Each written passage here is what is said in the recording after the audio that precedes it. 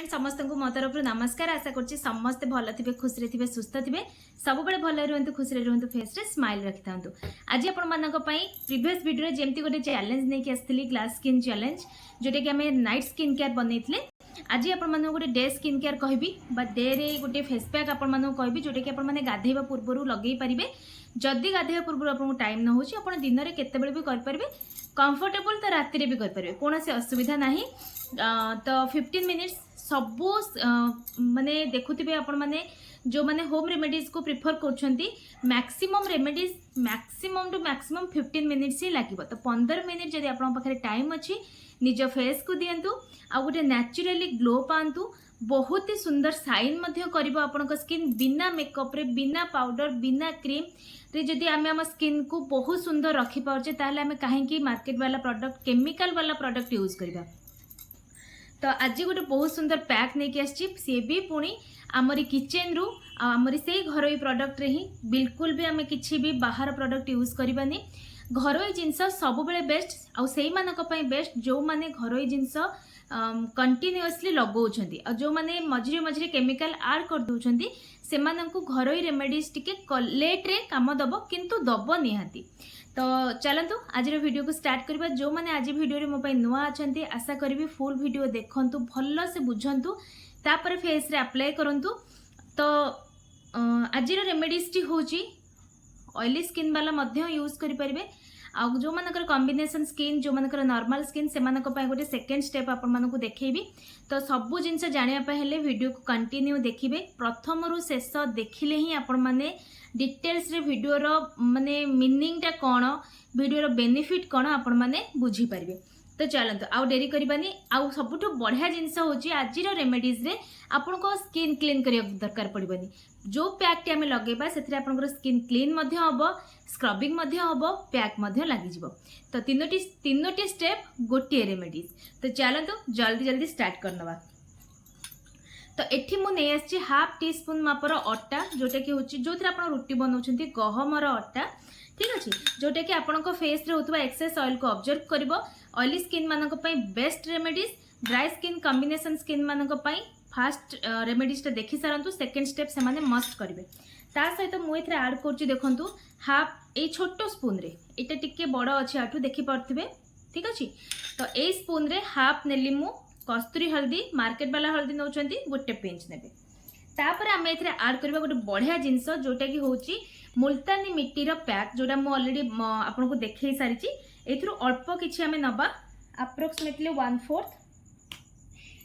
देखंतु एटा को मध्य मु मिक्स कली आउ याकू ए सब को पैक बनेबा पई। हाँ आउ गोटे कथा ला जो माने मुल्तानी मिट्टी रो पैक जो एटा किनी नाहंती बा नाही से मानक पाखरे जदि मुल्तानी मिट्टी रो पाउडर अछि सेथुरु हाफ टी स्पून नै जबे। तापर देखंतु एथरे मु ऐड करची रोज वाटर अल्प अल्प करके ऐड करबा बेसी ऐड कले ना हमर बहुत ही लिक्विड हे जिवो जोटा कि हमर पैक बनिबनी सीरम टाइप रो बनि जिवो। तो मु अल्प अल्प नै कि एठी पैक टे को बनौची। एटा टिके थिक पैक रहबा आपनरो आपन देखै देबी कौन माने केमती अछि की तरह केते गार्ड करबे आपन मानु देखै देबी। देखंतु स्पून रो बिल्कुल भी बहुत कष्ट रे तळे पड़िबो बुझि पइले। तो एई टाइप रो ही आपन माने बनेबे। तो तापर कोन करबे आमे जेमती कि मु स्टार्टिंग रो कहली फेस क्लीन आवश्यक नाही। तो एटा को आमे एमती गोटे मोटा लेयर करके फेस रे अप्लाई करबा। फेस रे जदि आपन डलनेस आसी जाइची फेस रे रिंकल्स फाइन लाइन्स आसी जाइची फेस रे गोटे एजिंग साइन आसी जाउची माने बहुत ही ऑड देखा जाउची आपन को फेस एमती दूर रु तो कहीं किछि मार्क करि परिबेनी जेतल पाखु को जिबे फेस रे कोणा कोणा टाइप रो आपन को हे जाइची। ए सब समस्या जदि हेइची ना निहाती भाबरे ए पैक टी को लगे कि आपण मान देखंतु वीकली 2 रु 3 थर ए पैक को लगेबे आउ अमेजिंग रिजल्ट गोटे वीक रे माने 2 रु 3 थर लगे सला परे आपण गोटे बहुत सुंदर रिजल्ट पाइबे। ट्राए करंतु जिते संभव ऑर्गेनिक जिनस यूज करबा पई कारण वर्तमान टाइम रे आमे एमिति किछि भलो खाद्य खाउने जोटे कि हम शरीर पई बहुत ही बेस्ट ठीक अछि। तेणु करी एटलिस्ट जो जिनस गुड़ा को आम लगौचे सेटा तो एटलिस्ट भल हवा दरकार ना। तो देखि परथे गोटे बहुत सुंदर लेयर फेस रे अप्लाई करदेली। याकू वर्तमान पूरा सुखिबा को देबेनी ऑलमोस्ट 80% सुखिबा पर्यंत फेस रे रखिबे। जेमती कि मु फास्ट रू कहली जे ये आमर फेस क्लीन भी करिवो, स्क्रबिंग भी हबो, पैक मध्य हबो। तो तीनोटी स्टेप गोटे रेमेडीज। तो फास्ट देखो मुझे लगे नेली, क्लीन करनी फेस को, एथरे ही आम फेस क्लीन हो जिवो। जेते बेले 80% आपन फेस रे सुखी जिवो, आपन कोन करबे ना टिके उदा हाथ हेबे बा पानी हाथ हेकी स्क्रब करिवे। हल्का हल्का हाथ रे एमती स्क्रब करि सारिला परे फेस को नॉर्मल पानी बा बरफ पानी, जेहेतु खरा दिन एबे जेते आइस वाटर फेस रे यूज करिवे बेस्ट रिजल्ट मिलिबो।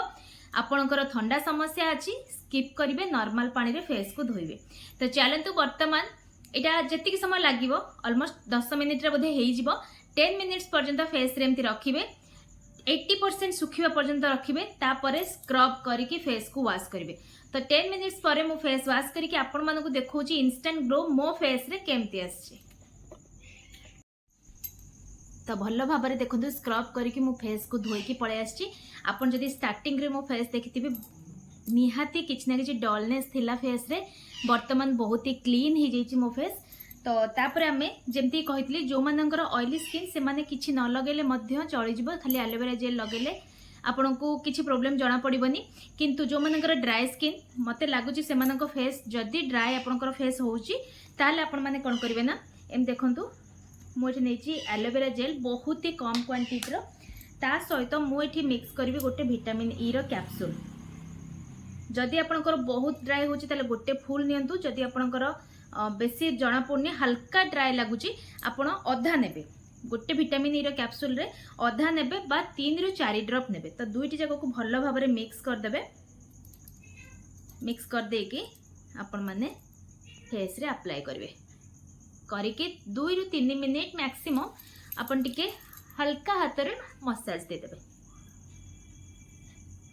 या द्वारा अपन मानकर जो ड्राई आस जो फेस जदि ड्राई लगुची, जेहेतु मुल्तानी मिट्टी मिसची अट्टा, मेनली अट्टा आम स्किन को टिके ड्राई लगे जो माने लगाती, मते भी बेले बेले फील हुए अट्टा ड्राई करची फेस को। तो जो मानक फेस ड्राई करची से माने कोन करिवे ना एलोवेरा जेल सहित टिके विटामिन ई रो कैप्सूल ऐड करके फेस रे लगे नेबे। आ एलोवेरा जेल को खरा दिन आपण माने रेगुलर राति रे यूज करि परिबे सोइबा पूर्वरु। जदि आपण माने चाहउछंती या को परमानेंटली रखिबा पे गोटे काचो बोतल रे स्टोर करके आपण मानकु या पर वीडियो रे मु कहि देबी गोटे बहुत सुंदर सीरम खरा दिन पे बेस्ट सीरम जोटे कि हम एलोवेरा जेल रे ही बनेबा। तो सेटा को मध्य लगे पारिबे आपण जे कोनोसी पैक लगे साला परे से जो मॉइस्चराइजर हो बा सीरम हो जहाँ भी आपण माने कहंतु ताकू आपण माने फेस रे अप्लाई कर परिबे। एई दुईटी स्टेप जदि आपण माने करूछंती अमेजिंग रिजल्ट आपण माने निहाती गोटे वीक माने मु गारंटी दे के कहूची 7 दिन रे आपण माने बहुत सुंदर रिजल्ट पाइबे। जदि आपण माने केमिकल वाला प्रोडक्ट को बहुत कम यूज करछंती बा बिल्कुल करूनाहांती, केवल प्रिफर करछंती घरोई जिनस रे, देखिबे रिजल्ट बहुत बढ़िया आसीबो। तो आशा करछि वीडियो भल लागिथिबो, लाइक शेयर कमेंट बिल्कुल भूलिबेनी करबा को। पुणी देखा गोटे नेक्स्ट वीडियो रे। जदि नुआ अछंती चैनल रे सब्सक्राइब कर दियंतु।